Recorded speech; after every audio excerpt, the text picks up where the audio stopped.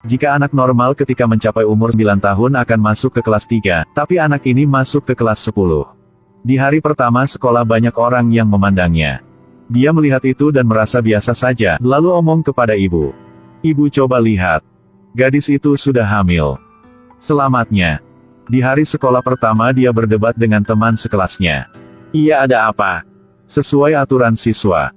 Rambut dia pepanjang kelebihan. Baju gadis itu juga terlalu bening. Aku bisa melihat BH punya dia. Guru tidak tahu harus omong apa. Guru ingin melanjutkan pelajaran, kata anak itu lagi. Ada apa lagi? Anda juga melanggar ketentuan halaman 48. Paragraf 5 halaman 8. Anak ini suka belajar. Di kantin tidak ada yang duduk bersamanya tapi dia tidak merasa kesepian. Karena dia sedang fokus berpikir keluar angkasa. Meskipun IQ dia sangat tinggi tetapi EQ dia sangat rendah. Keesokan harinya, seorang profesor dari Departemen Penerbangan datang ke sekolah. Dia menganggap dirinya benar. Mengatakan bahwa untuk mempelajari alam semesta, roket sangat mahal untuk ditembakkan. Anak itu mengangkat tangannya. Jika ingin menghematkan duit, mengapa tidak ambil kembali setelah roket udah terbang? Daripada membuangnya ke laut. Ide yang bagus. Tetapi teknologi tidak memungkinkan. Kenapa tidak bisa? Karena hal ini sangat dijelaskan. Karena melibatkan perhitungan yang rumit. Mungkin saya bisa membantu. Apa? Mungkin kamu sudah menemukan. Profesor itu tidak menanggapi pertanyaan anak itu dengan serius. Dia juga menghadiahi anak itu dengan stiker alam semesta. Tindakan profesor itu membuat dia marah. Dia memutuskan untuk membuat profesor itu harus meminta maaf. Malam itu, ketika sedang makan, ibu melihat dia dan tanya. Kamu sedang berpikir apa? Tidak ada apa, aku hanya berpikir. Ketinggian dan kelebahan yang paling cocok. Sehingga roket dapat digunakan kembali. Orang tua dia langsung terkejut. Di malam hari dia masih fokus pada penelitian, ayah suruh dia tidur. Tetapi baru keluar dari kamar, lampu di dalam langsung menyala lagi.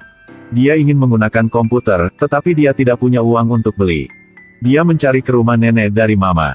Nenek bisa bantu apa untuk kamu? Berapa banyak nenek meninggalkan untukku saat nenek meninggal?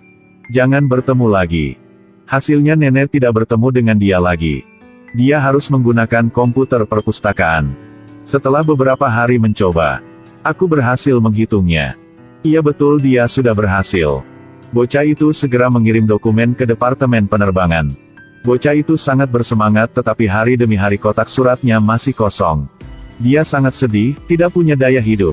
Akhirnya ayah dia harus antar anak ke Departemen Penerbangan. Mintalah anak itu mengulangi rumus ini kepada profesor. Profesor langsung terkejut. Karena resep ini ditulis oleh anak kecil dengan umur baru 9 tahun. Dan orang duduk di depan dia adalah profesor dari Departemen Penerbangan. Profesor bingung tidak tahu harus omong apa. Rumus matematika ini dapat mengubah sejarah penerbangan. Tetapi anak itu tidak peduli. Dia hanya ingin profesor harus minta maaf kepada dia. Karena berapa hari yang lalu profesor yang ketawa dia di dalam kelas. Profesor langsung minta maaf padanya dan menjelaskan bahwa, kamu coba mengerti seperti ininya. Walaupun rumus kamu benar. Tapi teknologi sekarang masih belum mampu memenuhi permintaan. Yang berarti rumus matematika kamu lebih cepat dari zamannya. Mungkin begitu. Oke, hubungi aku ketika Om bisa. Seorang remaja yang jenius. Belajar di sekolah menengah, tetapi mendapatkan nilai bagus di setiap mata pelajaran.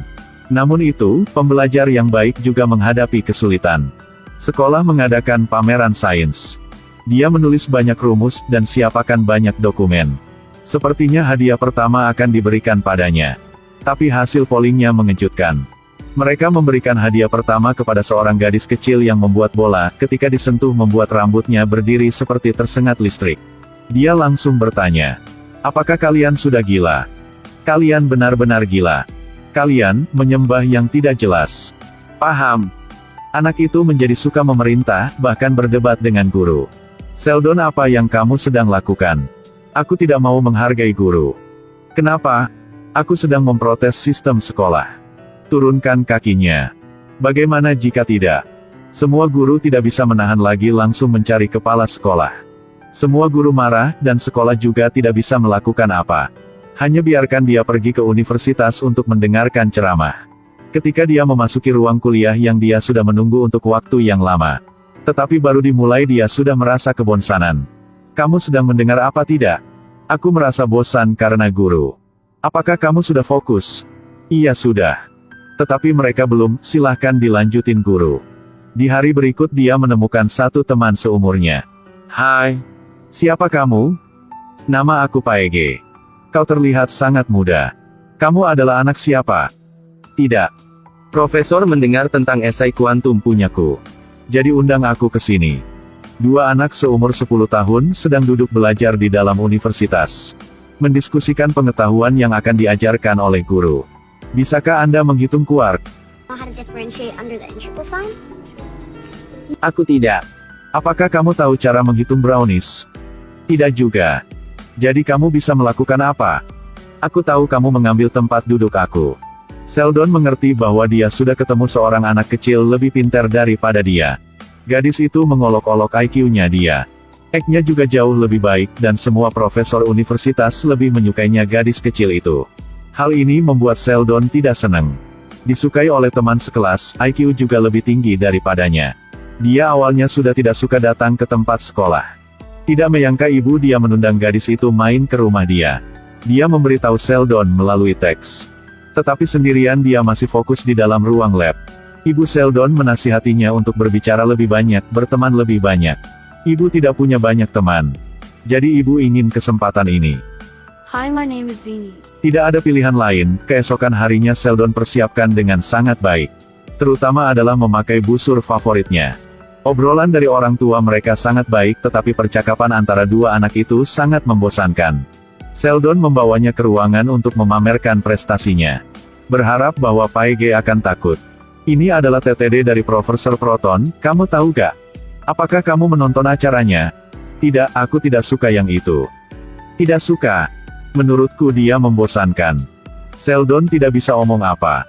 Dia memutuskan untuk ajak Paege main game bersama. Apakah kamu suka bermain catur? Sangat senang jika main ini. Oke. Tapi aku tidak pintar main ini. Mereka bermain catur dan berbicara. Kamu merasa bahwa kamu mirip dengan orang lain gak? Tentu saja tidak. Aku juga. Aku suka perasaan jika aku lebih pintar daripada orang lain. Aku juga. Sheldon berpikir pikiran mereka sama. Dia merasakan bahwa dia sudah menemukan jodoh dalam kehidupan ini. Sekakmat. Kamu sudah kalah. Ternyata aku lebih pintar daripada kamu. Sheldon merasa dia disarkastik. Ini adalah pertama kali dia marah. Lalu mereka bertemu lagi di tempat sekolah. Sheldon tidak perhatikan dengan Paege lagi. Lalu gadis kecil ini membuat semua orang di situ harus terkejut. Siapa yang bisa menebak dengan benar? Bagaimana cara menentukan tahun dalam batu bara? Batu bara 17 memiliki masa penurunan 5730 tahun.